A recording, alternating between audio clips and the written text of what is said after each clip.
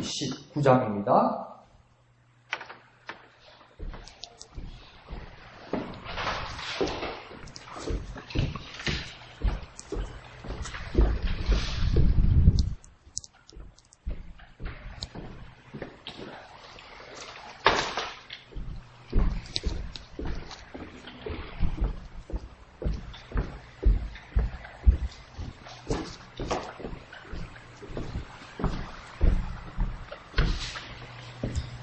민수기 19장 1절에서 10절까지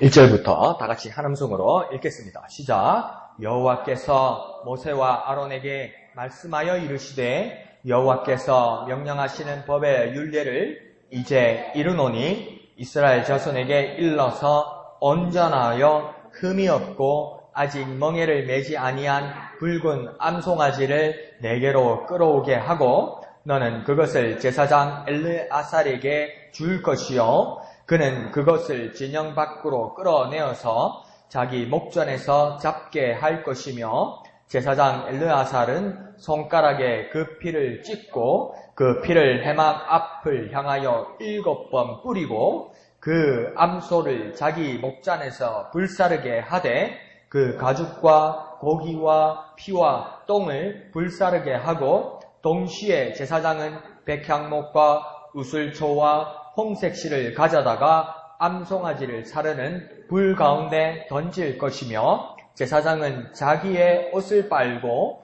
물로 몸을 씻은 후에 진영에 들어갈 것이라. 그는 저녁까지 부정하리라. 송아지를 불사른 자도 자기의 옷을 물로 빨고 물로 그 몸을 씻을 것이라. 그도 저녁까지 부정하리라. 이에 정결한 자가 암송아지의 죄를 거두어 진영 밖 정한 곳에 둘지니 이것은 이스라엘 자손 회중을 위하여 간직하였다가 부정을 씻는 물을 위해 간직할지니 그것은 속죄제니라. 암송아지의 죄를 거둔 자도 자기의 옷을 빨 것이며 저녁까지 부정하리라. 이는 이스라엘 자손과 그 중에 거류하는 외인에게 영원한 율례니라. 아멘. 오늘 특별한 그 의식을 성경에서 말하고 있습니다. 그런데 이게 좀 상징적인 것이 있고 오늘 우리가 그대로 실행하기로는 좀 곤란한 일들이 많죠. 그러면 하나님께서 구약 성경을 통해서 오늘 우리가 그대로 계속 바라보면서 말씀하시는 이유는 분명히 있을 것입니다. 그 의미를 어떻게 깨달아야 된다는 거죠. 그리고 그 상징에 대해서 어떤 의미로 우리가 우리 삶에서 적용해야 되는지를 깨달아야만 하는 겁니다. 그러니까 중요한 것은 무엇입니까? 적용입니다. 적용. 중요한 건 뭐라고요? 적용입니다. 적용. 그러니까 그것을 내 삶에서 어떻게 적용할까? 자, 여기를 보세요. 자, 적용이 중요한 것입니다. 그래서 보면 붉은 암송아지도 나오고 또 뭐 여러 가지 이 의식들이 나오는데 이것들을 어떻게 내가 내 삶에서 나타낼까? 그것을 한번 보기를 부탁드립니다. 자, 특이한 그 의식이 나옵니다. 보면 특별한 짐승을 잡아서 특별하게 태워서 만들어서 정결하게 하는 의식입니다. 그래, 이 의식의 상징들이 있겠지요. 그것을 우리 삶에 적용하는 것, 묵상하는 것, 그리고 그 삶에서 나타나고 드러나는 것, 그것들이 우리에게 필요한 것입니다. 그래서 먼저 2절에서는 보면 이 의식들을 행해야 되는 대상들을 2절은 누구라고 이야기하냐면 이스라엘 자손이라고 이야기합니다. 이스라엘 자손이라고 말하는 것은 이스라엘이라고 말하는 것은 뭡니까? 하나님의 백성 모두에게 해당된다는 겁니다. 그러니까 이스라엘의 누구에만 특별하게 말하는 것이 아니라 이스라엘의 모든 사람, 오늘 우리가 이 말씀을 그러면 적용한다면 하나님은 모두에게 하시는 말씀이라는 겁니다. 이 말씀은 특별히 누구한테만 하는 걸 거야.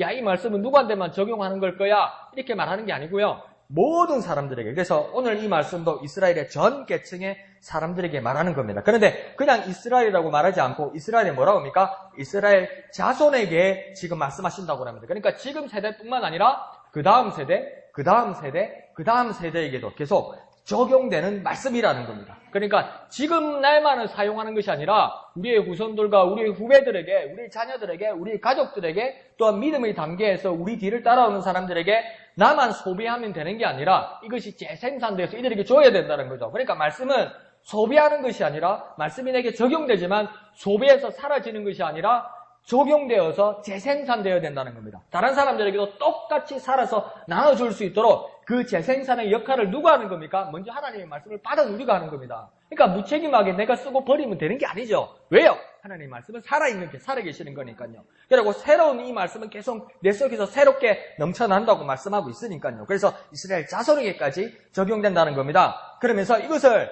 뭐라고 말씀하시냐면 법의 율례로 이렇게 말합니다. 법의 율례로 이제 이룬다. 그러니까 법의 율례를 이룬다는 것은 뭐냐면 율례라고 이야기하잖아요. 그러니까 율법과 예법이라는 것을 말하는 거 있죠. 율법과 다른 어떤 법을 말하는 건데 뭔지를 정확하게 모를지라도 이게 율례라고까지 말씀하시면 뭐냐면 그냥 말로 흘려버리는 것이 아니라 좀 전문 용어로 말하면 성문법. 성문법이라는 게 뭐냐면 글로 쓰여진 거, 책으로 만든 거. 그래서 딴소리 못하게. 내가 다시 이렇게 이 짓 하면 내가 네 아들이다. 이렇게. 그 말로 한 거 아무 소용없다고요. 그러면 내가 여기다 쓸게. 각서를 쓸게. 그러고 지장을 찍을게. 아무 소용없어요. 그러니까 법원에 데리고 와봐. 아무 소용없어요, 그거. 그러니까 변호사 공증이 있어야 돼요. 그것처럼 뭡니까? 하나님께서 이것을 율례로 말한다. 누가 말하고 흘려버리는 걸로 끝나는 것이 아니라는 거죠. 말하면 누가 모세가 듣고서 뭐라 그러대, 넘기는 거지. 연 딴말이 나오잖아요. 그러니까 하나님, 딴말 하지 못하게 뭡니까? 율례로서 딱 법으로 딱 정하셨다는 겁니다. 그러니까 이 말은 하나님의 뜻은 뭡니까? 변하지 않게 하겠다는 겁니다. 하나님의 뜻이, 하나님의 진리가 변하지 않게 하겠다는 겁니다. 그러니까 우리의 책임은 뭡니까? 하나님 말씀을 받은 우리의 책임이 뭡니까? 우리 마음대로 찢고 뽑고 주무르고 망가뜨리면 안 된다는 겁니다. 그 말씀 받은 그대로 내가 제대로 받고 아멘하고 적용하여서 그것을 우리의 주위 사람들에게, 우리 지체들에게, 우리 가족들에게, 우리 자녀들에게, 우리 제자들에게 제대로 적용할 수 있도록 하나님의 율례로 정확하게 전해줄 수 있어야 된다는 겁니다. 그래서 그런데 이 율례가 더 힘이 있고 더 능력이 있고 더 권위가 있는 이유는 무엇이냐면 그 법의 율례의 제정자가 누구라고 지금 이야기하는 겁니까? 여호와 하나님이라고 말하는 겁니다. 하나님이 이 법을 만드셨다는 겁니다. 하나님이 이 법을 분명히 기록하고 적게해서 하나님께서 검토하셨다는 겁니다. 그러니까 큰 책을 보면요. 지은이도 있고요. 이게 외국어면요. 번역자가 있는데요. 더 큰 책을 보면요. 또 그 안에 사람 이름이 하나 더 들어가는 역할이 있는데 그게 뭐냐면 감수입니다. 감수. 들어는 보셨죠, 그죠? 큰 집에 있는 보지는 않지만 책장에 꽂아놓은 큰 국어사전 같은 거 있잖아요. 그게 보면 한 사람이 더 붙어있는데 저자 말고 감수를 한 사람이 있어요. 그건 뭐냐면 만약에 법전을 쓴 저자가 있고 그러면 감수는 딴 사람인데 이 감수는 뭐냐면 이 사람이 이 법전을 직접 쓰지는 않았지만 이 법에 대해서는 대한민국에서 세계에서 최고의 권위자 중에 한 사람이에요. 그래서 저자가 이 책을 쓰고 나면 감수하는 더 권위자가 잘못되지 않았다는 것을 보증하는 게 뭡니까? 이게 감수거든요. 그러니까 모세가 아무리 열심히 썼어도 자기 열심으로만 되는 게 아니라 하나님 말씀을 받들어서 하나님께서 최종적으로 뭘 하는 겁니까? 감수하는 겁니다. 잘 됐는지 잘못됐는지. 그러니까 우리의 행동들도 우리의 믿음의 고백들도 뭡니까? 하나님의 말씀에 근거해서 믿음을 행동하고 생활하고 또 실천하고 고백하는 것인데 그 부분에 대해서 우리가 가장 주의하고 하나님 말씀에 귀를 기울이고 맞추어 보여야 되는 게 뭐냐면 하나님 우리의 행동에 대해서 감수하십니다. 감수. 그 감수하는 것을 우리가 직접 경험하는 방법이 뭡니까? 성령께서 내게 역사하실 때. 그래서 우리는 무엇이 필요합니까? 성령 충만해야 됩니다. 하나님의 영으로 충만해야 됩니다. 하나님께서 판단하시기 때문에. 그래서 예수님께서 뭐랍니까? 진리의 영이 오실 것인데 그분은 죄에 대해서, 의에 대해서, 심판에 대해서 너희들에게 친히 가르치시리라고 이야기하잖아요. 그게 감수거든요. 그래서 여기서도 뭡니까? 하나님께서 제정하셨다는 겁니다. 그러니까 이 말씀을 지금 오늘 하나님의 말씀을 대할 때 우리 모든 그리스도인들이 하나님의 말씀을 대할 때 어떤 자세가 필요하냐면 이 하나님의 말씀은 나와 우리에게 주셨다 이렇게 되는 거예요. 나뿐만 아니라 우리 모두에게 주셨다. 그뿐만 아니라 우리의 자손들에게까지 주셨다 이렇게 되는 거죠. 그러니까 이 하나님의 말씀은 나와 우리의 자손들에게까지 주셨다. 그래서 이게 귀한 겁니다. 그래서 이게 살아있는 말씀이 되고 이것이 진리되는 말씀입니다. 옛날에요 호랑이 담배 필 때요 하나님이 살았대요. 지금은 어디 계신지 모르겠어요. 그때는 믿었는데 지금은요 우리의 손주는요 우리 구단 부세는요 그때 하나님이 지금 살아계시겠어요? 돌아가셨겠지. 이런 하나님이 아니라는 겁니다. 왜요? 이 하나님 말씀은 살아계셔서 뭐라고 합니까? 하나님, 예수님께서도 뭐라고 말씀하십니까? 하나님 말씀을 오해한 사두개인들에게 뭐라고 이야기합니까? 하나님께서 모세에게 나타내실 때 하나님 자신을 뭐라고 이야기했느냐? 나는 아브라함의 하나님, 이삭의 하나님, 야곱의 하나님이라고 말씀하지 않더냐? 아브라함의 하나님이기 때문에 그러면 이삭에게는 우리 아버지의 하나님이 되고 야곱에게는 우리 할아버지의 하나님이 되는 것이 아니라 아브라함에게도 나에게 살아계신 하나님이고 이삭에게도 지금 나에게 다가오시는 살아계신 하나님이고 야곱에게도 지금 나의 하나님이라면 지금 수천 년이 지났을지라도 이 하나님 말씀을 받들은 우리가 하나님을 만날 때 지금 나에게 역사하시는 하나님으로 믿어야 한다. 그러므로 이 하나님 말씀은 나와 우리와 우리 자손에게까지 주는 겁니다. 살아계신 하나님의 말씀입니다. 하나님 말씀을 그렇게 받들어야만 하는 것이죠. 그리고 정확하게 뭘로 하나님께서 전해주시냐면 말씀으로 전해주신다는 겁니다. 그러니까 소문으로 전해주는 게 아니라고요. 손주가 잠이 안 오는데 할매 잠이 안 오는데 자라고 막 잠이 안 오는데 할매 옛날 이야기 해줘. 깜빡 옛날 이야기를 해주는 거예요. 옛날에 호랑이 단발 먹던 시절에 장하와 홍련이 살았거든.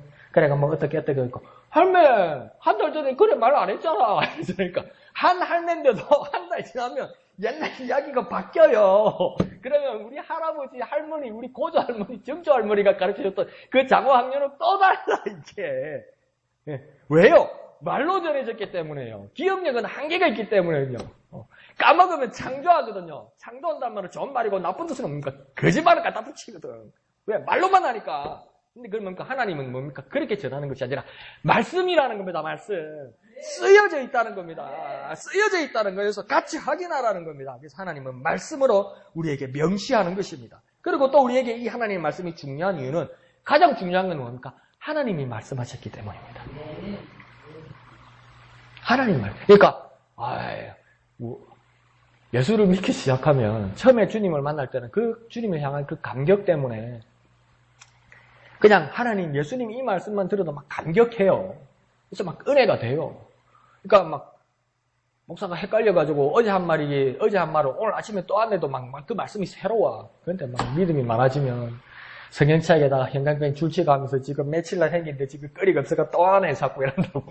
지금 바로 지금 깰바 사가지고 지금 3년에 한 번씩 돌리네 지금 이런다고. 그러고 나서 뭐라고 얘기합니까? 그러면 자기도 이제 신앙의 이력이 생겨서 뭐라고 얘기합니까? 하나님을 향한 찬양과 기도와 믿음의 고백이 생기지 않고 그러니까 하나님은 어떤 분이라고 내가 딱딱 정리하기 시작합니다. 하나님은 이런 분이요. 하나님은 이렇게 역사하시면서 사람들에게 가르치기 시작합니다. 그런데 뭡니까? 하나님을 직접 만나게 하는 것이 아니라 하나님을 주입시키기 시작하죠. 그게요. 어디 예수 믿기 시작하면요. 잘못되면 그렇게 되는 거예요. 그런데 가장 중요한 것은 뭡니까? 주신 이 말씀, 그러니까 이 하나님이 직접 말씀하셨다는 겁니다. 이 말씀이 진짜 중요한 것은 뭐냐면요. 하나님을 깨달은 자가 정리를 하기 전에 하나님이 직접 말씀하셨다는 겁니다. 그래서 이 하나님 말씀을 붙드는 겁니다. 받드는 겁니다. 그래서 이 말씀이 역사하는 겁니다. 야, 하나님이 이런 분이야. 그래서 사람이 정리하기 전에 하나님이 직접 말씀하셨다고 믿어야 된다는 겁니다. 그때 우리에게 역사가 일어나는 거죠. 그러니까 우리가 세상 모든 사람이 성경을 볼지라도 믿음을 가진 하나님이 자녀인 우리는 이 성경을 어떻게 바라보아야 되냐? 하나님은 나와 우리에게 이 말씀을 주셨다. 하나님은 말씀으로 우리에게 주셨다. 이것은 하나님이 직접 내게 주신 것이다. 이런 믿음의 고백이 여러분에게 있기를 부탁드립니다. 한번 해볼까요? 이 성경은 나와 우리에게 말씀으로 하나님이 직접 주신 것이다. 이 성경은 나와 우리에게 말씀으로 하나님이 직접 주신 것이다. 그런 믿음으로 말씀을 받들기 시작하면 역사가 일어나고 살아계신 하나님을 만나기 시작하는 겁니다. 이게 무슨 말이야? 수천 년이 해서 몇백 년이 지나서 하나님 나타나가지고 하나님 누구십니까? 그러니까 나는 아브라함의 하나님, 이삭의 하나님, 야곱. 그게 뭔 말이요? 애비도 없고 천수도 없고 족보도 없고 믿음이 없는 사람은 그렇게 느끼는데 하나님을 직접 만나는 사람은 이 하나님 말씀이 살아계셔 계셔서 역사하시는 하나님의 말씀이구나. 그래서 하나님이 이렇게 말씀하시는구나. 하나님을 직접 만나는 역사가 일어난다는 겁니다. 이 시간 우리가 결단합시다. 내가 이제 하나님의 말씀, 성경을 바라볼 때 이 성경은 하나님이 나와 우리에게, 우리의 자손에게 직접 말씀으로 하나님이 직접 주신 말씀이다.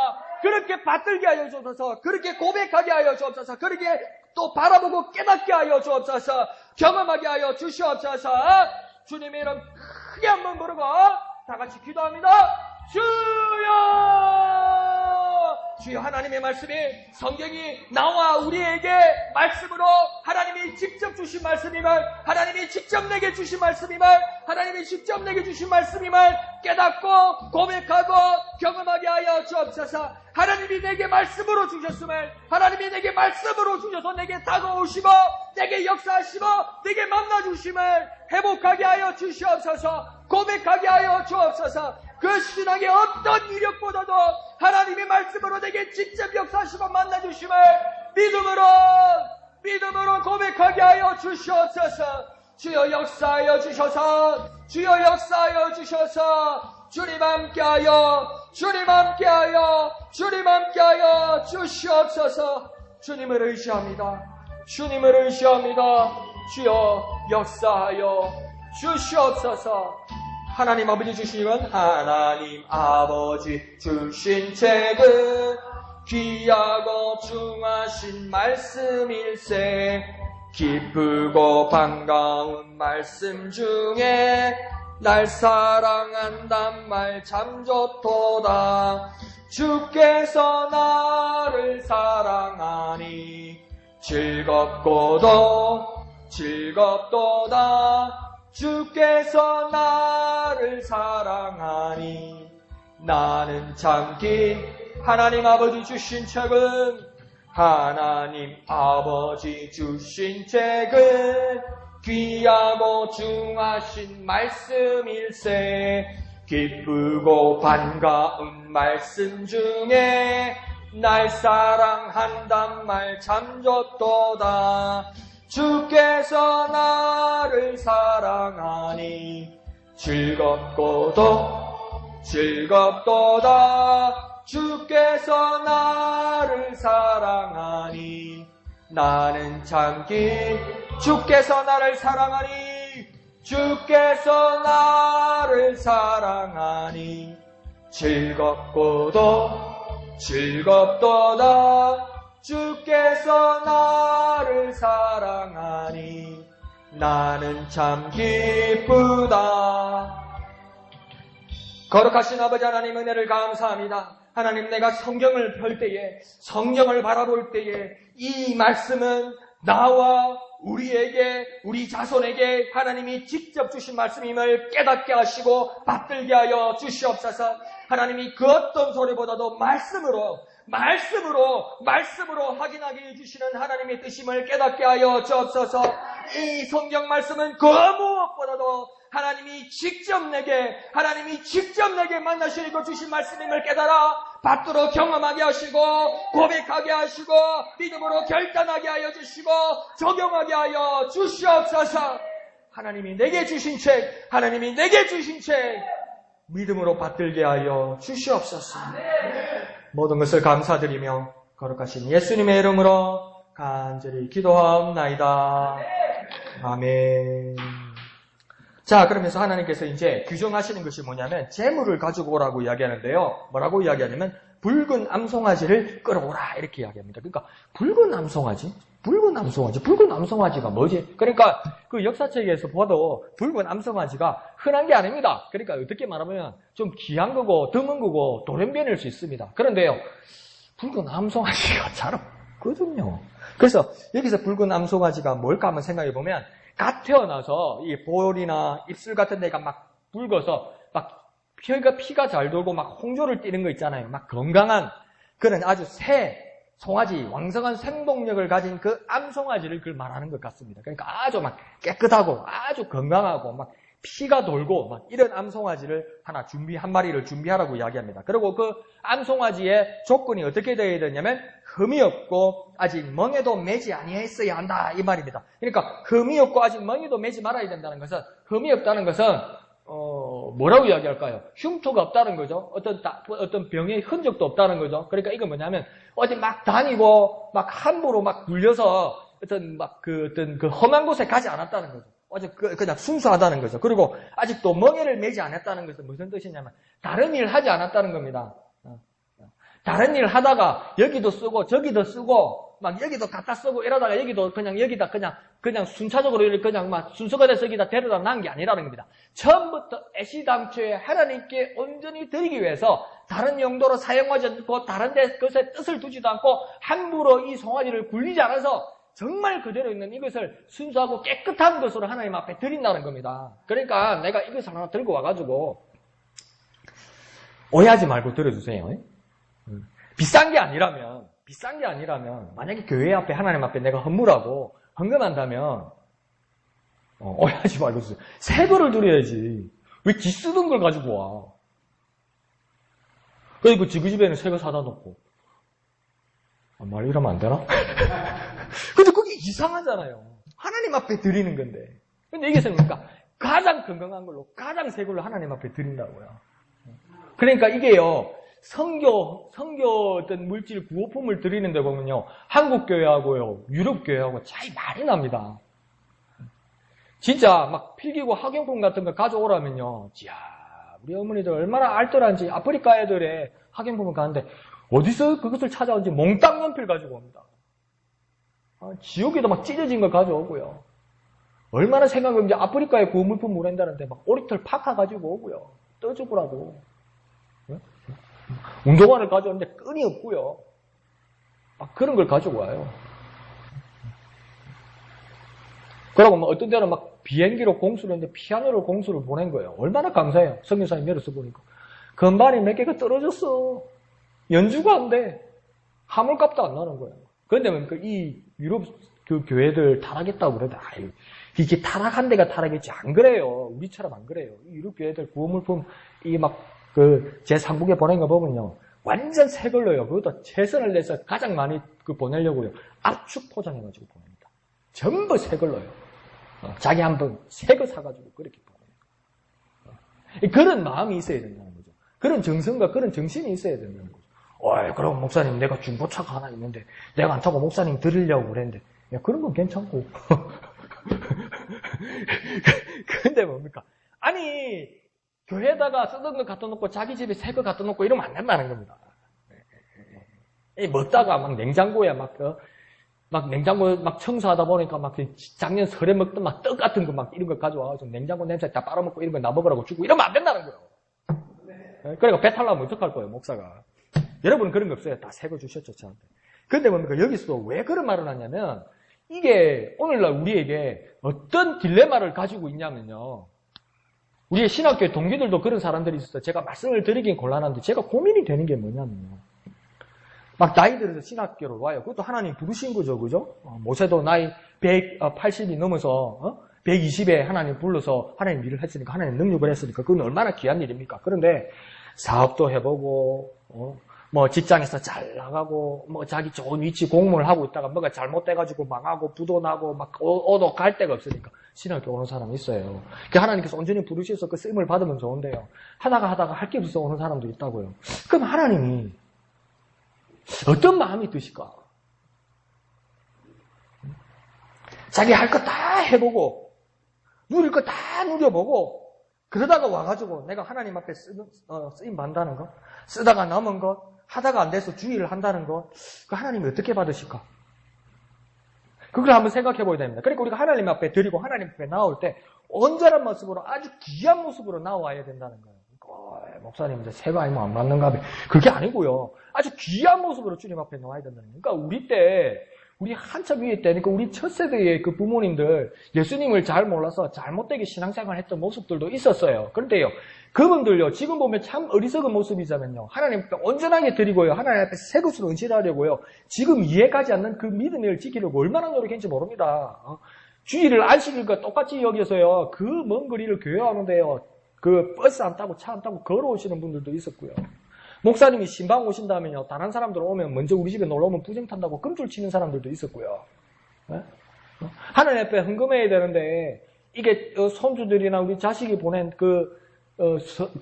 용돈하라고 준 거 그거 안 쓰고 안 먹고 안 쓰고 있다가 그게 꼭이 되어서 내일 이걸 하나님 앞에 헌금해야 되겠다 싶어서 이걸 하나님 앞에 가져다 드리려니까 부끄러워가지고 밤새 그 돈을 다림질하는 사람도 있었고요.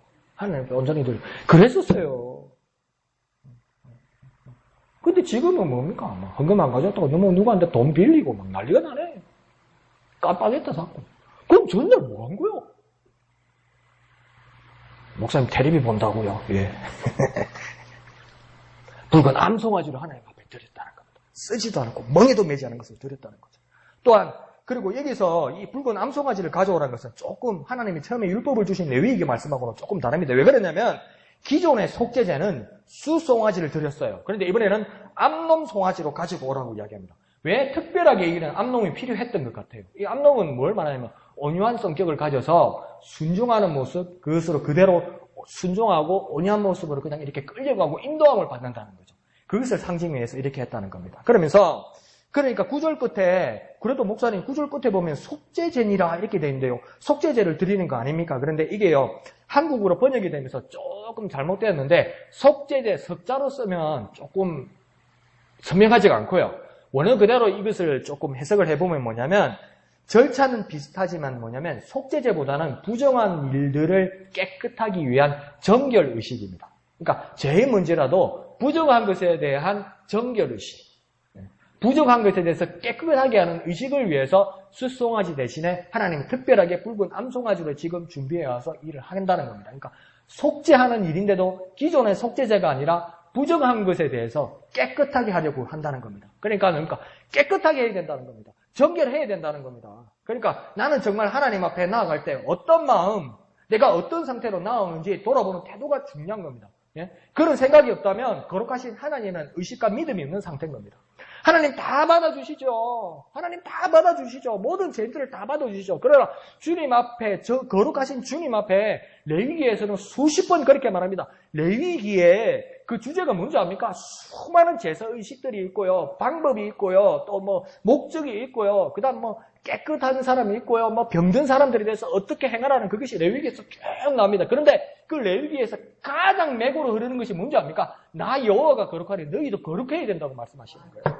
왜 이렇게 병 안 든 것과 깨끗한 것과 부정한 것과 제사를 이렇게 모든 것을 나누어서 이렇게 드려야 되고 절기 때마다 하나님 앞에 뭘 드려야 되고 이런 것을 왜 말하냐면 하나님은 구분된 분이시고 세상과 구별된 모습을 보여주시는 분이고 하나님은 영광과 빛의 하나님이기 때문에 세상과 전혀 다르다는 것을 세상에서는 빛으로 오시는 하나님이라는 것을 보여주기 위해서 나 여호와가 그처럼 거룩한 것처럼 너희 하나님의 백성이 그렇게 거룩한 모습으로 하나님 앞에 나올 수 있도록 해라고 이야기하는 겁니다. 그러니까 거룩하신 하나님 앞에 나아가는 자는 깨끗하려고 해야 된다는 거예요. 최소한 내가 하나님 앞에 나갈 때 죄인된 모습으로 나아갈지라도 하나님 앞에 내가 깨끗함을 받으러 왔다는 그 믿음과 그 간절한 소망이 있어야 된다는 거예요. 그러니까 해막으로 성전으로 들어가는 사람이 뜰로 들어가서 바로 성소로 들어가거나 바로 지성소로 못 들어가요. 어떡합니까? 물두멍에서 손을 씻고 짐승을 잡아서 피를 내고 피를 뿌려서 희생을 해서 그 하나님 앞에 들어갈 수 있는 거 아니에요. 그런데 그냥 막 들어오는 거예요. 요즘은 교회를.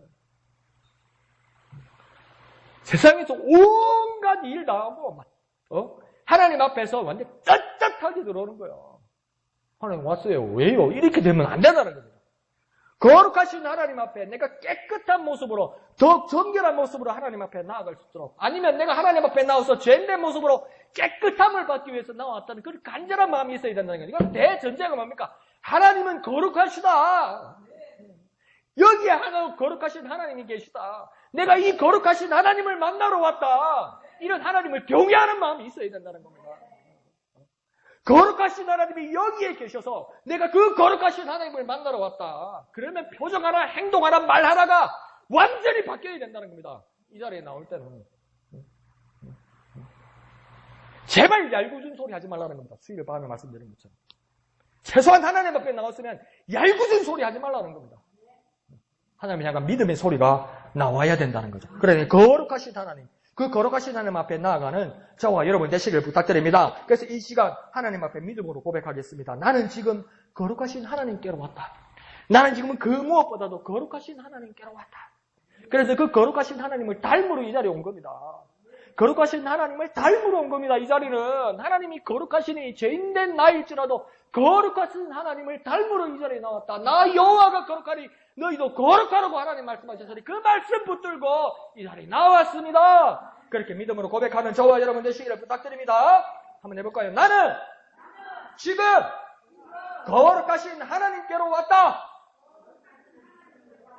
나는 지금 거룩하신 하나님께로 왔다. 거룩하신 하나님께로 왔다.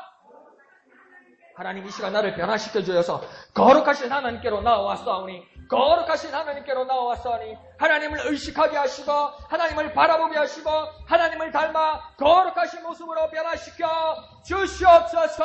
주님의 이름 크게 한번 부르고 다 같이 기도합니다. 주여! 주님, 내가 거룩하신 하나님 앞에 나와싸우니, 내가 거룩하신 하나님 앞에 나와싸우니, 거룩하신 주님 앞에 나와싸우니, 이 시간 은혜 베풀어 주시옵소서. 이 시간 우리에게 역사하여 주시옵소서. 거룩하신 하나님, 거룩하신 하나님, 거룩하신 하나님 앞에 정결한 모습으로 나아가게 하여 주시옵소서. 거룩하신 하나님 앞에 죄인된 모습으로 나왔을지라도 거룩하신 하나님을 바라보며 정결을 사모하게 하여 주옵소서. 거룩을 사모하게 하여 주시옵소서. 나 여호와가 거룩하니 너희도 거룩할지니라고 말씀하셨사오니, 거룩하신 하나님, 거룩하신 하나님, 죄인된 우리를 하나님 닮아 거룩하게 변화시켜 주옵소서. 거룩하게 변화시켜 주시옵소서. 거룩하게 변화시켜 주시옵소서. 역사하여 주시옵소서. 주님을 의시합니다. 주님을 의시합니다. 주여 역사하여 주시옵소서.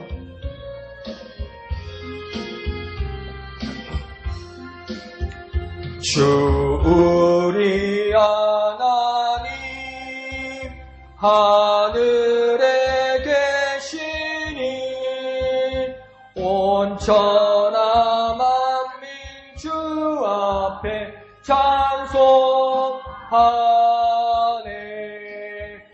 이 천지 만물도 주 앞에 엎드려 그 거룩하신 이름을 늘러 비네. 성삼위일체께 승리한 무리들 다 기쁜 소리 높여서 감사드려. 창조주 하나님 내 주님 되시니 주 앞에 나도 엎드려 경배하네.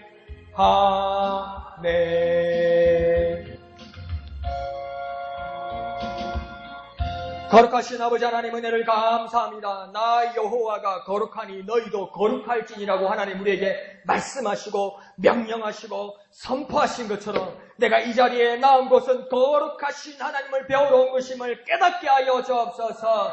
경험하게 하여 주시옵소서. 고백하게 하여 주옵소서. 죄인된 모습으로 이 자리에 나왔을지라도 나 하나님을 닮게 하여 주시옵소서. 나 거룩하신 하나님을 닮게 하여 주옵소서. 이 시간 변화시켜 주시옵소서. 역사하여 주시옵소서. 은혜 베풀어 주시옵소서. 거룩하신 하나님, 거룩하신 하나님을 바라보게 하여 주시옵소서.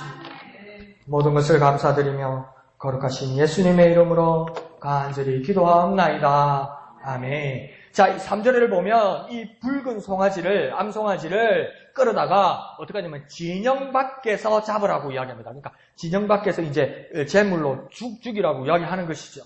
그런데 보면 진영 밖이라고 했는데 기존의 속죄 제물은 어디에서 잡아야 되냐면 이 동쪽에서 뜰로 들어와서 물두멍 앞에서 씻고 그 다음 뭡니까? 번제단이 있거든요. 그 다음 번제단, 그러니까 태워서 바치는 거. 그 번제단 앞에서 북쪽에서 이쪽으로 가서 그 뜰 안에서 잡았었어요.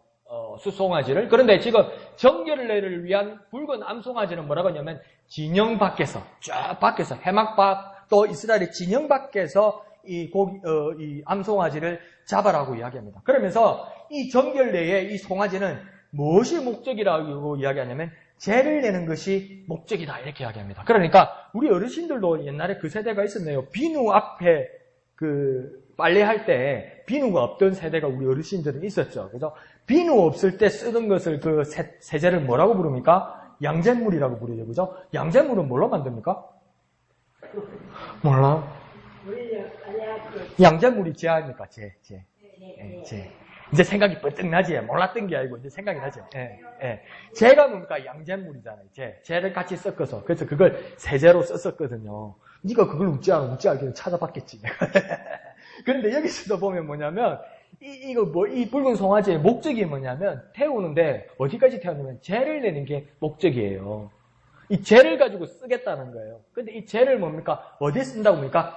부정한 일을 위해서 쓰겠다는 겁니다. 그러니까 우리 어른들이 옛날에 비누 없을 때, 세제 없을 때 잿물을 가지고 빨래를 하듯이 부정한 것에 대해서 그 나라의 풍습에서도 이 잿물을 가지고 씻는 그 풍습이 있었다는 거죠. 그런데 이 재를 무슨 용도로, 무엇으로 만들었냐면 여기서는 붉은 암송아지를 온전히 태워서 만들었다는 겁니다. 그러니까 그 상징이 뭡니까? 재를 가지고 깨끗하게 하겠다는 겁니다. 재를 깨끗하게 된다는 건 사람들이 다 알고 있는 인식이니까. 재에다가 물을 타서 세제로 비누로 썼으니까. 그래서 지금 재를 내는 것이 목적이라는 겁니다. 그런데 진영 밖에서 재를 냈다고 하니까 막 연기가 날리고 막 가루가 날리고 이럴 거니까 거룩하신 하나님의 성소가 부정하게 되는 것을 막게 하기 위해서 그렇게 했다는 거죠. 근데 그 재가 막 날려서 마음대로 막 성소나 휘장처 뒤로 넘어가면 뭡니까? 이 성소가 더럽혀지니까 하나님의 성막이 더럽혀지니까 밖에서 잡았다는 겁니다. 깨끗하게 하는 일을 밖에서 잡았다는 겁니다. 그래서 이것을 어떤 학자들은 뭐라고 이야기하냐면 마치 예수 그리스도가 무엇입니까? 예루살렘 성 안으로 들었으나 예수님께서 죄인 취급받으시고 어디서 죽으셨습니까? 예루살렘 성 밖에서 죽으셨거든요. 그래서 골고다, 갈보리산에서 그렇게 처형을 받았거든요. 그러니까 예수가 아주 심각한 죄인 취급을 받았다는 겁니다. 그러니까 거룩한 예루살렘 성 내에서 처형할 수 없을 정도로 부정한 죄인으로 취급받아서 예수님께서 그렇게 십자가에 달려 돌아가셨다는 겁니다. 그러면 예수님이 고만한 죄인이라는 것이 아니라 예수님이 누구의 죄를 짊어졌기 때문에 그렇다는 겁니까? 우리 모두의 인류의 죄들을 짊어졌기 때문에 그래서 예루살렘 성 안에서 처형당하지 못하고 그 밖에 있는 그쪽에서 당하셨다는 거죠. 그러면 여기서 우리가 뭘 깨달아야 되냐면 우리가 예수님만 믿고 예수님만 부르고 예수의 피를 의지하면 죄 용서함을 받는 것을 믿으시면 아멘 합시다.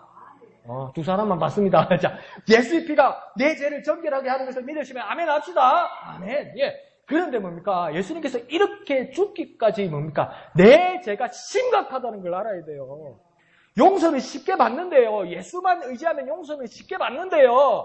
내 죄는 정말 심각한 겁니다. 정말 부정한 겁니다. 그래서 내 죄를 내가 감당할 수도 없어서 아이고 지약가름도 못해서 이 모든 세상의 사람들이 자기 죄에 대한 책임에 대해서 앞가림도 못해서 예수께서 우리의 모든 죄를 짊어지셨는데 얼마나 무겁고 얼마나 심각한지 예루살렘 성 밖에 저 산꼭대기에다 달아가지고 죽어야 할 만큼 우리 죄가 심각하다는 겁니다. 우리 죄 심각한 겁니다. 심각하고 무거운 것이기 때문에 세상에 감당할 수 없기 때문에 하나님의 아들 예수 그리스도가 감당하셔서 우리를 용서하신 겁니다요. 그래서 그 은혜가 큰 겁니다. 그래서 바울이 뭐라 합니까? 로마서에서 죄가 있는 곳에 은혜가 다하도다. 그렇다고 죄를 지을 수 있느냐? 그럴 수 없느니라. 이 말은 뭡니까? 말귀 좀 알아들으라. 은혜 받으려고 죄를 더 질래? 그런 무식한 소리가 어디 있느냐? 이 말은 무엇이냐? 자기 죄에 대해서 정말 심각하게 깨달은 자는 하나님의 은혜가 얼마나 큰지를 알게 된다는 겁니다. 예수의 피가 얼마나 귀한지를 알게 된다는 겁니다. 그 십자가의 공로가 얼마나 귀한지를 알게 된다는 겁니다. 내 죄가 정말 중요한 만큼 주님의 은혜가 정말 큰 것을 깨달아서 주님 앞에 온전히 믿음으로 고백하는 저와 여러분 되시기를 부탁드립니다. 자, 그러면서 4절은 이 집례를 누구를 시키냐면 대제사장 그 당시에 아론에게 시키지 않고 아론의 셋째 아들 엘르아살이 이 일을 집행합니다. 그는 왜 그렇게 한다고 보냐면 대제사장 아론을 부정하면서 보호하고자 하는 겁니다. 그러니까 이 그 부정하게 되는 그 일을 그러니까 대제사장에는 그 아들 제사장 그 엘르아살이 맡게 되는 거죠. 그래서 엘르아살이 이 붉은 암송아지를 잡은 그 피를 뭐라냐면 손가락에 찍어서 해막을 향해 7번 뿌린다고 이야기합니다. 그러니까 이스라엘 사람들이 말하는 그 7은 완전수거든요. 완전수. 그러니까 완벽하게 했다는 것을 말하는데 해막을 향하여 이 피를 손에 찍어서 뿌린다고 이야기하잖아요. 그러니까 뭔가 아무데나 뿌리는 게 아니라는 거예요. 그러니까 우리가 동지에 팥죽 해가지고 옛날에 예수 안 믿을 때 어찌 했습니까? 팥죽 딱 하면 처음에 그 다음에 숟가락에다가 배로박에다 탁 뿌리잖아요. 왜 뿌립니까? 도깨비 나가라고! 근데 여기서 뭡니까? 해막을, 그러니까, 그때는 뭡니까? 우리 집 배로박에다 뿌렸죠. 근데 여기는 뭡니까? 그 붉은 송아지의 피를 손에 묻혀서, 이, 아론의 아들 엘르아살이 뭐라고? 어디를 향하여요? 회막을 향하여. 그러니까 성막을 향하여. 하나님이 계신 곳을 향하여. 그러면 성막, 어디를 바라보고 뿌렸을까? 네? 어디를 향하여 뿌렸을까? 그러면 성막을 향해서, 그 뜰을 통해서, 성소를 통해서, 그 다음에 성소 안에 지성소를 향해서, 지성소에는 뭐가 있었습니까? 하나님의 증거궤, 법궤, 언약궤가 있었죠. 법궤, 언약궤, 그 뚜껑을 뭐라고 이야기합니까? 기억납니까? 언약궤의 뚜껑이 뭡니까? 법궤의 뚜껑이 뭡니까? 기억납니까? 기억 안 나죠? 기억 안 나니까 각 목사가 먹고 사는 거죠? 뭡니까? 법궤의 뚜껑이 뭡니까? 그걸 속죄소라고 불렀다고요. 뭐라고요? 속죄소라고요. 뭐라고요? 속죄소. 뚜껑이 속죄소라고. 근데 뚜껑을 희한하게 만들었어요. 천사 둘이 이렇게 딱 맞대고 있어요.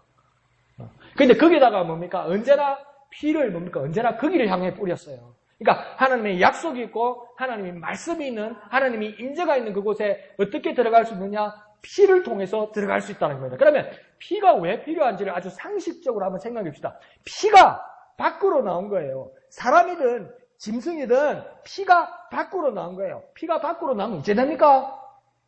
피가 다 밖으로 나온다는 게 무슨 말입니까? 예, 죽는다는 거 이야기예요. 하나님 앞에 나아가는데 그 대가를 위해서 죽어야 된다는 거예요. 누가 죽어야 된다는 거예요. 거룩하신 하나님 앞에서 죄인인 우리가 나아가는 방법은 뭡니까? 생명을 내어놓아야 된다는 거예요. 그걸 말하는 거예요. 생명을 내어놓기 위해서 대속하는 송아지의 피를 뿌린 거예요. 내가 내 죄를 대신해서 내 부정함을 대신해서 이 송아지가 죽었습니다. 하나님 나를 용서해 주세요. 나를 만나 주세요. 그러면서 가는 거예요. 그러면 우리가 거룩하신 하나님 앞에 어떻게 나가고 있습니까? 예수님께서 나를 위하여 흘리신 그 피를 의지하여 나가는 거예요. 그래서 예수의 피를 의지해서 나아가는 거예요. 예수의 피를 의지해서 나아간다는 건 뭡니까? 피가 붉은 게 어디 있어가지고 축축축 뿌리고 막 귀신이 축축축 나가고 막 내 제가 이렇게 바르면 막 하얘지고 그것은 상징적인 얘기고 내가 예수의 피를 의지해서 하나님 앞에 나아간다는 건 뭡니까? 내 죄를 위해서 예수 그리스도가 완벽하게 죽었다는 겁니다. 완전하게 죽었다는 겁니다. 처참하게 죽었다는 겁니다. 철저하게 죽었다는 겁니다. 예수가 나를 위해서 죽었다는 그 의미가 뭡니까? 피입니다. 그 피를 의지하여서 거룩하신 하나님 앞에 나아간다는 겁니다. 이게. 그리고 예수의 피가 얼마나 귀한 겁니까? 예수의 죽음이 내게 얼마나 귀한 겁니까? 그것을 우리에게 말씀해 주시는 것입니다. 그러므로 우리에게 죄의 용서는 오직 무엇입니까? 예수님의 피에 있습니다. 우리의 죄의 용서는 오직 예수님의 피에 있습니다. 그리고 7번 뿌려서 완전하게 뿌려서 이 피뿌림을 통해서 예수의 죽음을 통해서 예수의 생명을 거둠을 통해서 우리는 거룩하신 하나님의 임재 앞으로 나아갈 수 있다고 이야기하는 거다. 그러니까 곧 죽음을 의미하는 것은 그 피의 뿌림을 이야기하는 겁니다. 죄의 처벌은 우리의 모든 죄의 처벌은 예수님의 죽음으로 그 값을 치루었다는 것을 증명하는 겁니다. 하나님 앞에 보여드리는 겁니다. 그러므로 내가 산 것은 무엇입니까? 예수님 죽음 때문입니다. 정말 아이러니입니다. 정말 세상에서는 이해 안 가는 소리입니다. 내가 사는 이유가 뭐냐면 그래서 바울도 뭐랍니까? 내 안에 사는 이가 누구랍니까? 예수 그리스도라고 이제 말합니다. 이제 내 안에 사는 것은 예수 그리스도가 없다고 뭐라고 이야기합니까? 나의 죽음도 이제 유익하게 되었다고 이야기합니다. 그러니까 나 자신의 죽음도 유익하게 되었다고 그럽니다. 더 극단적으로 저와 여러분이 한번 고백해 볼까요? 내가 죽어야요. 내가 죽어야 내 안에 있는 예수가 살아요. 내가 죽어야 내 안에 있는 예수가 살아요. 내 안에 있는 죽음이 유익하다는 말이 죽어도 좋고 안 죽어도 좋고 안 죽어도 살고 죽으면 더 좋고 이 정도가 아니고 내가 죽어야 내 안에 예수가 산다고요. 내가 내 안에 죽어야. 그러니까 내가 산 것은 무엇입니까? 예수님의 죽음 때문입니다. 예수님의 피 흘림 때문입니다. 이제 내가 사는 것은 예수님의 죽음 때문입니다. 정말 신기하지요. 사람을 살리려고 예수님이 죽었다는 거예요. 내가 사는 이유는요, 이제 내가 죽어야 됩니다. 왜요? 내 안에 예수님이 살기 위해서요. 정말 아이러니죠. 그러나 그것은 진리입니다. 내가 산 것은 예수님 죽음 때문입니다. 예수님의 피 흘림의 은혜 때문입니다. 그 믿음을 고백하는 저와 여러분 되시기를 부탁드립니다. 한번 고백할까요? 내가 산 것은 예수님 죽음 때문이다. 예수님의 피 때문이다. 내가 산 것은 예수님의 죽음 때문이다. 예수님의 피 때문이다. 주님 이제 내가 죽어서 내 안에 있는 예수가 살게 하여 주시옵소서. 내 영혼의 참유익이 되도록 내가 죽어서 내 안에 예수가 살게 하여 주시옵소서. 그 피의 공로를 의지하는 우리가 되게 하여 주시옵소서. 주님의 이름 크게 한번 부르고 다 같이 기도합니다. 주여! 내가 산 것은 예수님의 죽음 때문입니다. 내가 산 것은 예수님의 죽음 때문입니다. 예수님의 피 흘림 때문입니다. 이제 내가 산 것은 내 안에 예수가 살아. 내 안에 예수가 살아. 온전히 예수의 생명으로 살아가게 하여 주옵소서.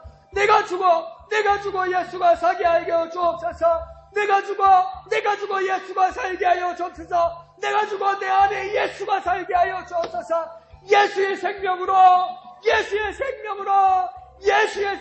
살게 하여 주옵소서. 주님을 의지합니다.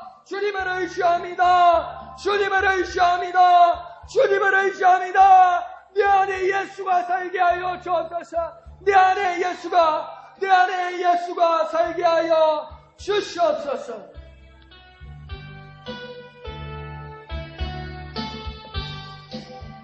그 참혹한 십자가에 주다며 흘린 피 샘물같이 늘 흘러서 죄 씻어주시네.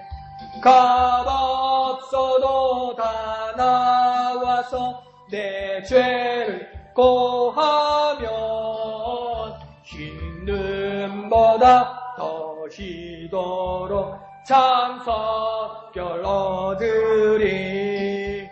나 믿노라 그 보혈 공로를 흠없어도 피 흘리사 날 구원하. 나 믿노라 그 보혈 공로를 흠없어도 피 흘리사 날 구원하셨네. 거룩하신 아버지 하나님, 은혜를 감사합니다. 이제 내가 산 것은 예수님의 죽음 때문임을, 예수님의 피 흘림의 은혜 때문임을 깨닫게 하여 주시옵소서. 믿게 하여 주시옵소서. 고백하게 하여 주시옵소서. 증거하게 하여 주시옵소서. 이제 내가 산 것은 내 안에 예수 그리스도가 살아. 그 영생을 누리는 것임을 바라보게 하여 주시옵소서. 주님, 더욱 소원하기는 이제 내 속에 내가 죽고 예수가 살아. 참 그리스도의 삶으로 살아갈 수 있도록, 그리스도인으로 살아갈 수 있도록 은혜 베풀어 주시옵소서. 모든 것을 감사드리며 거룩하신 예수님의 이름으로 간절히 기도하옵나이다. 아멘. 자, 그러면서 5절은 본격적으로 이제 이 재물, 잡은 이 재물 송아지, 암송아지를 이제 암송아지의 가죽과 고기와 피와 똥을 불사른다고 5절에서 말씀하고 있습니다. 그러니까 이게 뭡니까? 남는 것 없이 싹 다 태운답니다. 아이고, 이것까지요. 하나님, 이것까지요. 그래, 그것까지 할 정도로 싹 다 태워드는 거예요. 그러면요, 제사장이라고 뭐 먹을 게 있어요? 없네요. 예, 없습니다. 싹 제가 잘 때까지 다 태운다는 겁니다. 죄성이 뭐가 없으면 안 되는데, 예, 없습니다. 싹 다 태운다는 겁니다. 그러니까 주님의 은혜는 어떤 것과 같냐면 남김없이 모두 주신다는 겁니다. 주님의 은혜는요, 너는 요거 이만큼 필요하니까 요만큼 주고, 너는 많이 힘드니까 내가 요만큼 주고, 그건 주님의 은혜가 아니고요. 주님의 은혜는 셀 수 없이, 잴 수 없이 한없는 은혜로 부어주신다는 거예요. 왜요? 주님 최선을 다해서 주신 거니까요. 주님은 최고의 것을 우리에게 주셨으니까요. 그러니까 주님의 은혜는요, 주님의 은혜인 것은 남김없이 모두 희생하셔서 모든 것을 주신 것입니다. 여러분, 모든 것을 주신 것입니다. 야, 하나님 좀 잔인하네. 자기 놔두고 자기 아들을 보내가지고 남들을 위해서, 사람들을 위해서 죽으라 그러면 하나님 자기는 가만히 있고 하나밖에 없는 아들을 갖다가 그렇게 억울하게 죽게 하고 그러니까 아들이 그런 불평을 하지 우짜요 날 버립니까? 이럴 수 있습니까? 그런 말이나 나오지. 좀 너무하네. 그런데요. 결혼해서 자식 낳아본 부모님은요. 이 하나님 마음을 저보다는 좀 더 알 것 같아요. 내가 죽으면 내가 죽었지. 자식을 죽음으로 보내질 않지요. 어느 부모도요. 그죠? 내가 죽으면 아닌데요. 내가 살아야 되는데요. 그런 사람 있습니까? 아니요. 내가 죽으면 내가 죽었지. 자식을 죽으면 내 보낼 수는 없지요. 근데 아들이 세상에 필요했다는 거예요. 하나님이 그 일을 단행하셨다는 겁니다. 그러니 뭡니까? 하나님에게 그 아들 예수 그리스도는 하나님의 전부입니다. 하나님의 전부 이상입니다. 여러분의 자녀들이 내 인생의 일부입니까? 아니요. 전부입니다. 아닌데요. 내 인생이고 아들 인생인데요. 참 민주적이시네요. 존경합니다. 그런데요. 극단적인 상황이 올 때 내 자녀는요. 나보다 더 귀하고 나보다 전부 그 이상입니다. 이해하십니까? 세 사람만. 세상이 많이 바뀌어서 이거 말을 잘못하는 게 아닌가 모르겠다, 내가. 그러다 보니까 전부입니다. 사실은 내 전부 이상입니다. 근데 하나님이 뭡니까? 하나님이 당신의 아들 예수 그리스도를 세상에 보냈다는 것은 하나님이 그 전부 이상을 준 겁니다. 다 준 거, 그 이상을 준 겁니다. 그래서 하나님의 은혜가 정말 큰 겁니다요. 그 놀라우신 은혜가 우리에게 있다는 겁니다. 그래서 뭡니까? 이 암송아지에 모든 것을 태운다는 겁니다. 그러니까 하나님 자신의 마음의 모든 것을 다 태워서 아들의 모든 것을 다 주어서 우리를 구원해 주시고 은혜 주셨다는 것입니다. 그러면서 6절은 동시에 뭐라냐면 백향목, 우슬초, 홍색실을 같이 거기다 던져 넣으라는 겁니다. 이건 상징이죠. 백향목이라는 향기가 있는 것을 말하고 우슬초는 뭐랄까요? 피를 찍는 그 도구와 같은 그 식물이에요. 그와 더불어 홍색 실을 보낸다는 것은 빨간 실력, 그 피를 상징하는 거죠. 그래서 이 모든 것을, 그러니까 모든 것을 다 태우고 모든 것을 준비해서 부정적인 죄인들을 깨끗하게 하려고 하는 것이 이 의식입니다. 그러기처럼 하나님도 모든 것을 준비해서 영원 전부터, 창세 전부터, 영원부터 영원까지 하나님이 그 아들을 준비하신 거예요. 그러니까 야 아담이 죄를 지르고 아이고 어쩌을까? 아이고 마누라까지 이 일을 어떡하나? 그러니까 그때서야 아들을 준비하신 것이 아니라 십자가를 준비하신 것이 아니라 창세전에 영원전에 모든 인생을 위해서 하나님의 아들 예수 그리스도를 십자가를 위해서 준비하셨다는 거예요. 그러니까 모든 것을 다해서 최선을 다해서 하나님이 우리를 위해서 준비하신 것. 그것이 무엇입니까? 은혜입니다. 은혜. 그것이 무엇입니까? 은혜입니다. 그러니까 아무한테나 그렇게 말하지 마십시오. 누가 나를 내한테 배신하다고 이놈이 은혜를 모르고 그런 말 하지 마십시오. 언제부터 준비했길래 하나님 은혜를 그렇게 다 갖다 대겠습니까? 하나님 은혜는 정말 큰 것입니다. 자, 그러니 이런 정결례를 하는 일이 얼마나 많은 사람들이 준비하고 헌신했겠습니까? 지금 이 암송아지를 잡는 일이 돼요. 그래서 보면 이 일에 여러 사람들이 동원됐습니다. 그래야 가만히 보면 송아지를 잡는 의식을 집례한 사람이 있습니다. 지휘한 사람이 있습니다. 그 사람이 누구입니까? 7절에 제사장이 나오죠. 그 다음 이 송아지를 잡고 불사른 사람이 있습니다. 추정하기로는 8절을 보면 레위인이 이 일들을 했습니다. 그리고 또 10절에 보면 이 송아지 죄를 거둔 사람이 있습니다. 또 다른 레위인들, 제사장들이 이 일들을 했습니다. 그러니까 많은 수고를 했습니다. 사람의 부정함을 정결례를 주기 위해서 엄청나게 많은 사람들이 이 일을 했습니다. 그러면 이 일로 수고한 걸로 끝나는 것이 아니라 7절, 8절, 10절을 보면 제사장, 불사른 자, 죄를 거둔 자 모든 사람들이 뭡니까? 순간에 부정한 자가 됩니다. 거룩한 일을 위해서 그렇게 고생했는데 지금 뭡니까? 이 제사장, 불사른 자, 죄를 거둔 자가 부정한 자가 됩니다. 거룩한 일을 위하여 쓰임받았는데 부정한 자가 됩니다. 그래서 이 사람들이 뭘 해야 된다고 이야기하냐면 옷도 빨고 몸도 씻고 저녁까지 기다려야 그 부정함을 면한다고 합니다. 그러니까 쉽게 말해서 우리 경상도분들 얼마나 욕을 본 줄 모릅니다. 이 정결하게 하는 의식을 위해서 얼마나 많은 사람들이 희생하고 헌신하고 욕을 본지 모릅니다. 고생한지 모릅니다. 애를 쓰는지 모릅니다. 그런데요, 구절을 한번 보십시오. 이렇게 만든 암송아지 죄와 부정을 씻는 물 있잖아요. 이것을 받은 회중, 이스라엘 회중은 언제 깨끗하게 됩니까? 즉시로 정결한 자가 됩니다. 그러니까 이것을 준비하는 일은 시간도 많이 걸리고 준비하는 복잡한 것도 있고 여러 사람들이 고생을 해서 그렇게 해가지고 그러면 또 이 일이 끝났다고 해서 고생했다고 칭찬받는 것도 아니고 옷도 빨아야 되고 목욕도 해야 되고 목욕했다고 금방 들어올 수도 없고 해질 때까지 밖에서 기다렸다가 그 다음 하나님 앞에서 깨끗하다는 인정을 받고 그 자리에 돌아와서 그렇게 고생을 했는데 그럼 집에 들어오면 남자들 보니까 밥도 배고프다 이랬었잖아요. 손도 안 씻고 밥도 아이고 나는 고생하고 눈이 쏙 들어갔다 자꾸 이랬잖아요. 근데 이건 그것도 안 되는 거예요. 해질 때까지 기다렸다가 이제 늦게 들어갈 수 있는 거예요. 그러니까 얼마나 많은 사람들이 고생했습니까? 근데 9절에는 이것을 이 부정하게 씻는 죄와 이 물을 가지고 이 물을 받는 이스라엘의 회중들은 언제 깨끗하게 됩니까? 그럼 시간이 걸려야 되잖아요. 걸립니까? 언제 깨끗하게 됩니까? 즉시로 깨끗하게 된다고 이야기해요. 즉시로요. 그러니까 하나님의 은혜는요. 우리에게 임할 때 어떻게 은혜로 끼칩니까? 즉시로 임합니다. 즉시로 우리를 변화시킵니다. 하나님의 은혜는요. 우리를 즉시로 변화시킵니다. 하나님은요. 영원전부터 그렇게 준비해서 그렇게 희생하고 고생하셨는데 그것을 준비해서 내가 이렇게 고생했으니까 너보다 쉽게 받으면 안 돼! 그게 아니고요. 즉시로 은혜를 베푸십니다. 그것이 그러니까 놀라우신 하나님의 은혜입니다. 그러니까 하나님의 은혜는 어떤 은혜냐면 놀라우신 은혜입니다. 어떤 은혜라고요? 놀라우신 은혜입니다. 어떤 은혜라고요? 놀라우신 은혜입니다. 오늘 밤에 자기 전에 누워서 한번 생각해보십시오. 은혜가 어떤 은혜라 그랬더라? 그래, 놀라우신 은혜다. 놀라우신 은혜다. 내가 상상할 수 없었던, 내가 대가를 통해서 받을 수 없었던 정말 놀라우신 은혜가 내게 임했다. 그 은혜에 감격하는 이 밤 되시기를 걸어가신 예수님의 이름으로 축원드립니다.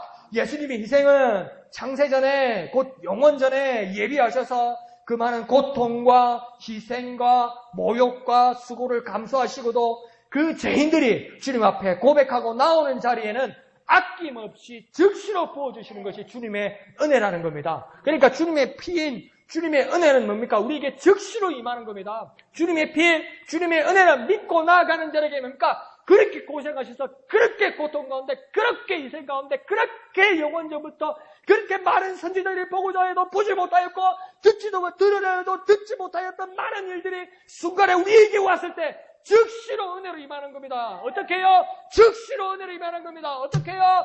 즉시로 은혜로 임하는 겁니다. 주님 나 같은 죄인이 어떻게 주님 앞에 나아가셨습니까? 저 사람은 착하고요. 저 사람은 고만고만하니까 즉시로 은혜로 임할지라도 나는 정말 중한 죄인입니다. 주님 나는 정말 나쁜 사람입니다. 그래서 나는 금방 용서받을 수 없습니다. 그렇게 얘기하면요.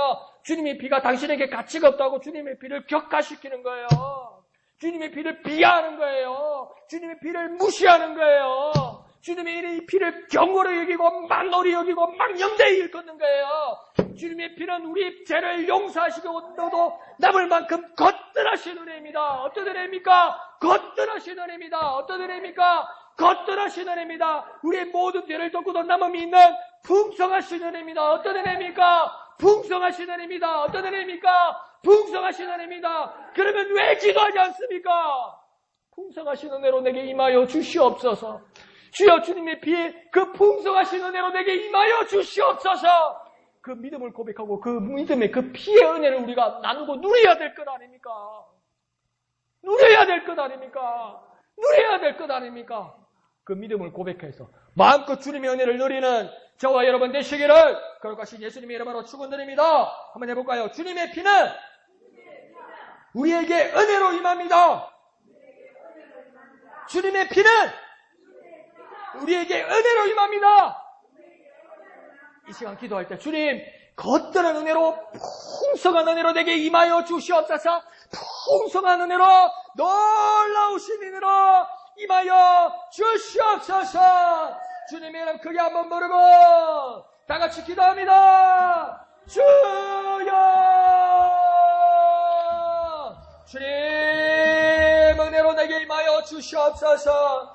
주님 내게 주님의 임의로 임하여 주옵소서. 주님의 놀라우신 은혜로 내게 임하여 주시옵소서. 풍성하신 은혜로 풍성하신 은혜로 풍성하신 은혜로 풍성하신 은혜로 풍성하신 은혜로 풍성하신 은혜로 임하여 주시옵소서. 풍성하신 은혜로 풍성하신 은혜로 내게 임하여 주시옵소서. 주여 풍성하신 은혜로 주여 풍성하신 은혜로 놀라우신 은혜로 풍성하신 은혜로 풍성하신 은혜로 임하여 주시옵소서.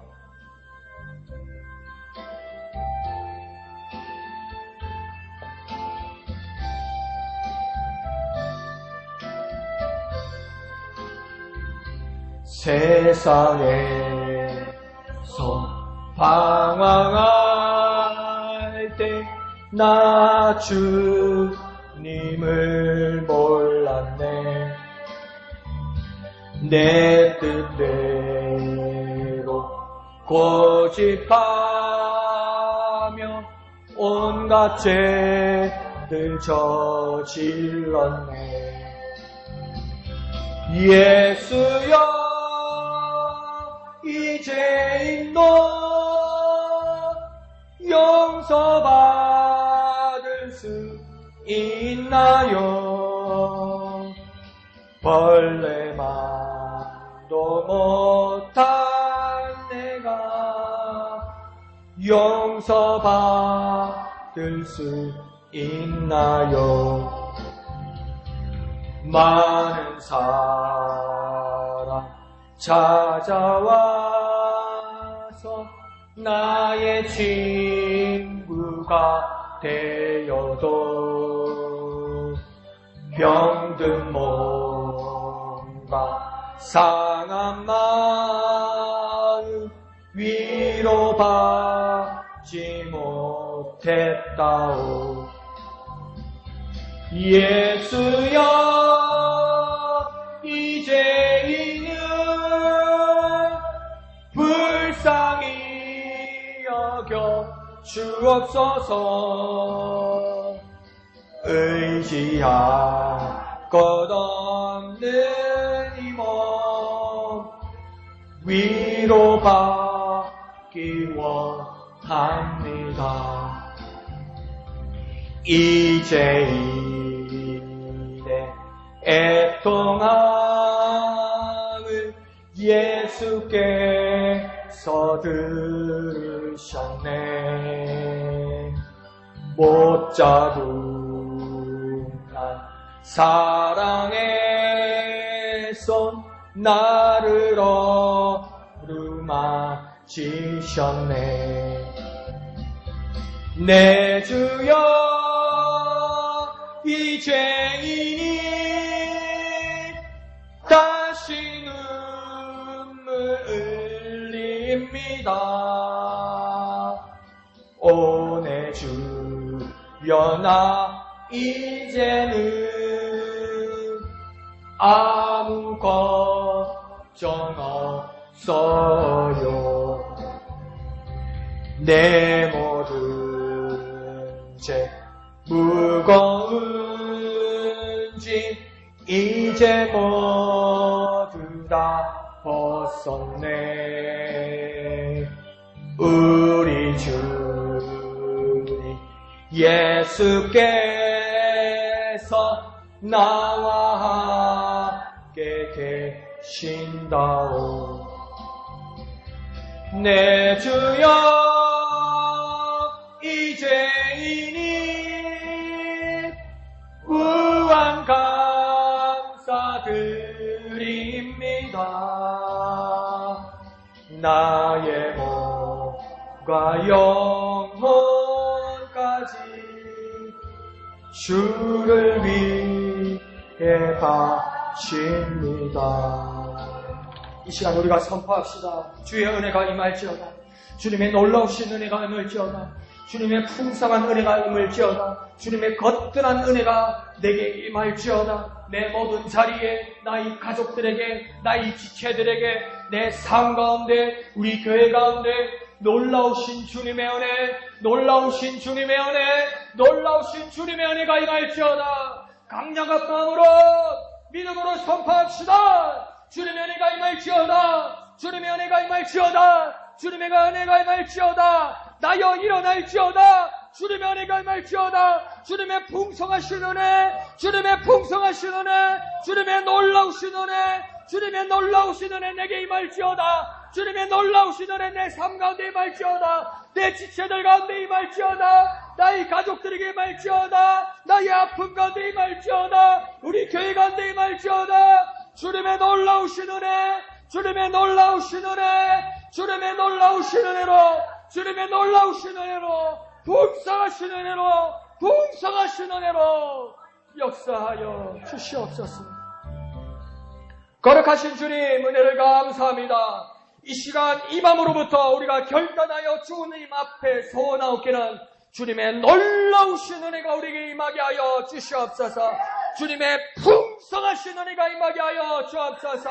우리를 거뜬히 덮으시는 주님의 은혜가 임하게 하여 주시옵소서. 나에게 임하여 주시고, 우리 가족들에게 임하게 하여 주시고, 우리 지체들에게 임하게 하여 주시고, 우리 교회 가운데 임하게 하여 주시고, 나의 모든 연약한 자리에 주님의 은혜로